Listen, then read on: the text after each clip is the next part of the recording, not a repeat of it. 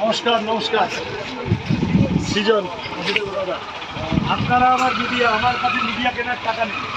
আপনারা প্যাসেঞ্জারদের সৃজন সিপিএম এর বলে দিচ্ছি না, ফাঁকা আছে না, বলে দিচ্ছি লোক দেখে সৃজন ভট্টাচার্য সিপিএম প্রার্থী, সবাইকে সৃজন সিপিএম এর প্রার্থী, সৃজন ভট্টাচার্য বাবুদা দাদা সিপিএম এর প্রার্থী সৃজন ভট্টাচার্য সিপিএম এর প্রার্থী।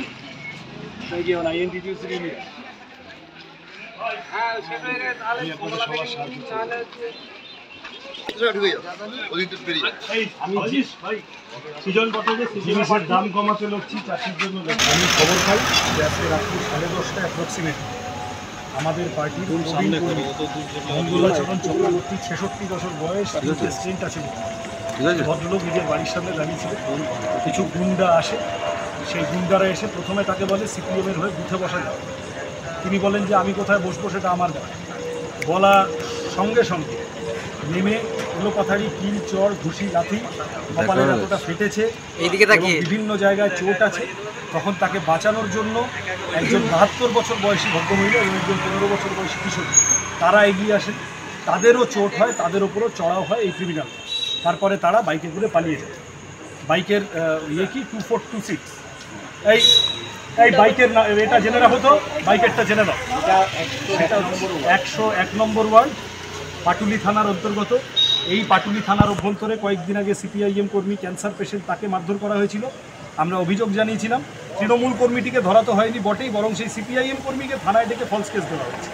ফলত এই ঘটনা বাঘাযতীন হসপিটালে। তারপরে আমি এই কর্মী তাকে ভর্তি করতে আসি। দুটি সন্দেহজনক ছেলে আসে এখানে।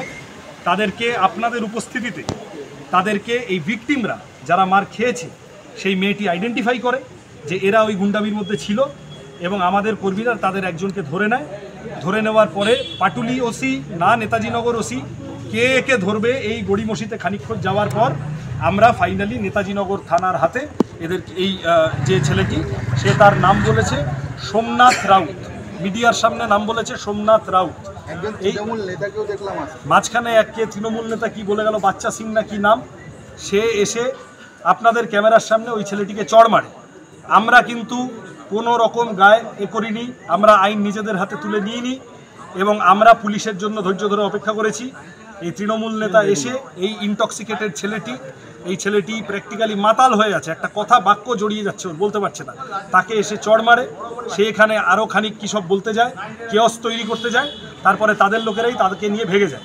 আমার পরিষ্কার কথা, এইটা পাটুলি থানার অভ্যন্তরে প্রথম ঘটনা নয়।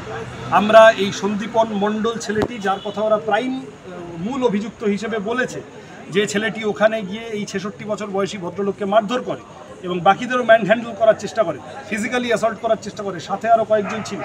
এই ছেলেটির ক্রিমিনাল রেকর্ডসে এই ছেলেটির মিসক্রিয়েন্ট হিসেবে পরিচয় আছে পাড়ায়, পরিচিত মিসক্রিয়েন্ট। তার সাথে আরও যারা ছিল সাঙ্গপাঙ্গ, এই সন্দীপনকে অ্যারেস্ট করতে হবে, এবং সাঙ্গপাঙ্গদের একজনকে এখান থেকে হাতে নাতে ধরা হয়েছে।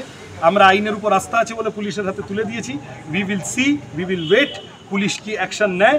আমরা ইতিমধ্যে পাটুলি থানায় এফআইআর করছি, এবং আমরা শেষ দেখে ছাড়বো এই পাটুলি থানার অন্তর্গত এলাকায় এই ধরনের বাঁদরামো একাধিক হচ্ছে। এইটা এবার বন্ধ করতে হবে, না হলে বড় আন্দোলনের দিকে আমরা যাব। 1 তারিখ যত এগিয়ে আসছে তত এগুলো বাড়ছে। ভোটের দিন এই দিকে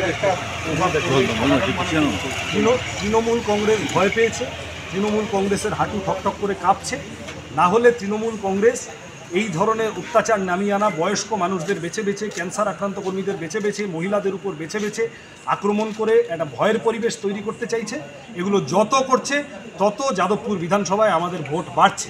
এগুলো যত করছে মানুষ তত জেদি হচ্ছেন যে আমরা এবার তৃণমূলের এই অত্যাচার তাড়িয়েই ছাড়ব। আমরা এই বিষয়ে কনফিডেন্ট, মানুষ নিজের ভোট নিজে দেবেন, এগুলোকে তোয়াক্কা করবেন না।